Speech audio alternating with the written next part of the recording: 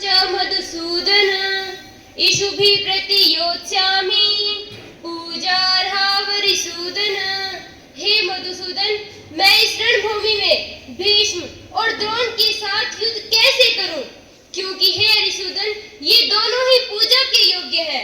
मैं इन गुरुजनों को न मारकर भिक्षा का अन्न खाना भी श्रेष्ठ मानता हूँ। अतः जो मेरे लिए कल्याणकारी है वह कहिए। मैं आपका शिष्य हूँ तथा शरणागत हूँ। हे प्रभु। हे पार्थ, आपके सामने प्रतिद्वंद्वी के रूप में आपके गुरुजन व सगे संबंधी केवल देहधारी हैं। उनके भीतर जो आत्मा है वह तो अजर है, अमर है। तुम इनके साथ युद्ध करके इनकी आत्मा को क्षति नहीं पहुंचा सकते, क्योंकि आत्मा तो नाश रहित है। इसलिए तुम मोह के जाल से मुक्त होकर युद्ध के लिए तैयार हो जाओ। हे जनार्दन, आपने जो बताया कि ये आत्मा नाश रहित है, परंतु मैं तो इसके बारे में कुछ जानता ही नहीं। हे प्रभु, मुझे इसका रहस्य बताएं। हे धनंजय, जिस प्रकार एक मनुष्य अपने पुराने वस्त्रों का त्याग कर नए वस्त्रों को धारण करता है, उसी प्रकार आत्मा भी अपने पुराने शरीर का त्याग कर नए शरीर को धारण करती है। और तो और नैनम छिन्दन्ति शस्त्राणि नैनम दहति पावकः न चैनम क्लेदयन्त्यापो न शोषयति मारुतः। अर्थात इस आत्मा को न तो कोई शस्त्र काट सकता है, न ही अग्नि इसे जला सकती है, न वायु इसे सुखा सकती है और न ही जल इसे गीला कर सकता है। इसलिए हे पार्थ, तुम उठो और युद्ध करो। हे प्रभु, मुझे बताएं कि फिर मरता कौन है? हे पार्थ, मरता तो केवल शरीर है, आत्मा तो अनश्वर है, अमर है।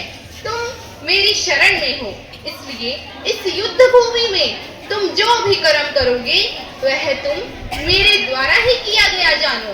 और इस संसार में सभी योगों में सबसे कुशल कर्म योग है, और अनेक महापुरुषों ने इस कर्म योग के द्वारा ही कुशलता पाई है।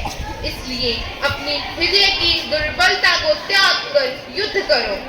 कर्मण्येवाधिकारस्ते मा फलेषु कदाचन मा कर्मफल हेतुर्भूः मा ते संगोऽस्त्व कर्मणि।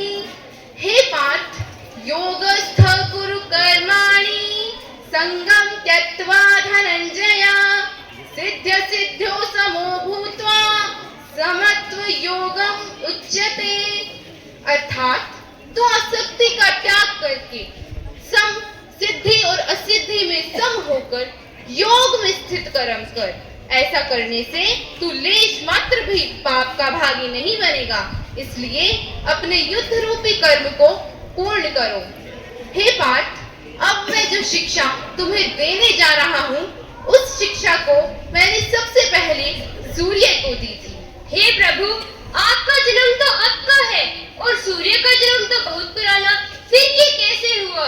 हे प्रभु, मुझे कुछ समझ नहीं आ रहा, कृपया मुझे उचित मार्ग दिखाएं। हे पार्थ, मेरे और तुम्हारे बहुत से जन्म हुए हैं, परंतु मुझे योग क्रिया द्वारा वे सभी जन्म याद हैं, तुम्हें नहीं। हे पार्थ, मैं प्रकाशमान वस्तुओं में सूर्य, वेदों में सामवेद हूँ। मैं इंद्रियों में मन और प्राणियों में चेतना हूँ। मैं ही ऋषियों में भृगु और मुनियों में कपिल मुनि हूँ। मैं दैत्यों में प्रहलाद और पांडवों में साक्षात अर्जुन मैं ही हूँ। मैं वृषणी वंश में वासुदेव हूँ। इसलिए हे अर्जुन, तुम इस युद्ध को करके लेश मात्र भी पाप के भागी नहीं बनोगे। इसलिए उठो और युद्ध के लिए तैयार हो जाओ। हे कमलनयन, मैंने आपका ये अविनाशी रूप देखा है। आप ही अक्षर ब्रह्म है, आप ही संपूर्ण विश्व के परम आश्रय है, आप ही इस सनातन धर्म के रक्षक हैं। मैं आपकी दिव्य वाणी और स्वरूप से गदगद हूँ प्रभु। हे प्रभु। हे कौन्तेय, तो अपने हृदय की दुर्बलता को त्याग कर युद्ध करो, क्योंकि अब तो तुम में कोई शंका नहीं रही होगी। परंतु मुझमें अभी भी कुछ शंकाएं हैं प्रभु। तो हे पार्थ, उन शंकाओं को दूर करो और मुझसे निसंकोच होकर सारे प्रश्न पूछो। तितिक्षा क्या है? सुख, दुख और गर्मी सर्दी की सहिष्णुता ही तितिक्षा है पार्थ। इंद्रियों में श्रेष्ठ क्या है? मन है पार्थ। इस मन से परे क्या है? बुद्धि। इस बुद्धि से भी परे क्या है देव? हे पार्थ, इस बुद्धि से भी परे तुम काम को जानो और ये काम ही मनुष्य का दुरज्य शत्रु है। इसलिए तुम इस काम रूपी शत्रु को मार डालो और युद्ध करो। हे कुंती नंदन, मैं आपकी शरण में आकर धन्य हो गया। अब मुझमें लेश मात्र भी शंका नहीं है। तो इसलिए पार्थ, अब उठो और युद्ध करो। तुम ही मेरे प्रियतम हो।